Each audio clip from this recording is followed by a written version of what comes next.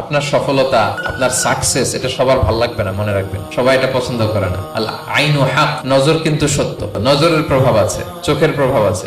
এজন্য কারো ভালো কিছু দেখলে মাশা আল্লাহ বলবেন, আল্লাহর দিকে ফিরিয়ে দিবেন ওটার কল্যাণ। কি বলবেন?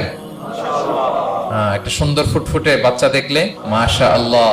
কারো সফলতা দেখলে, কারো ফার্মে গেলেন, বাগানে যেয়ে দেখলেন ফল মূল ভর্তি, কি বলবেন? মাশা আল্লাহ। বিসমিল্লাহ মাশা আল্লাহ বললে এটাতে আর ক্ষতি হয় না। অনেকে বলে যে বাবা মা মাশাআল্লাহ বলা লাগে না, বাবা মা আর নাকি মামা, এই তিনজন নাকি মাশাআল্লাহ না বললে কিছু ভুল কথা। বাবা মারও বলতে হয়। বাবাও তার ছেলের কোনো সাকসেস, ভালো কিছু দেখলে কি বলবে?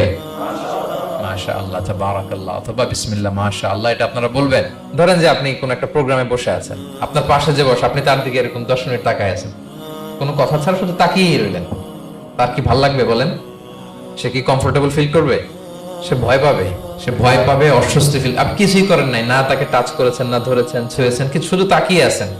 দেখেন নজরের কি প্রভাব।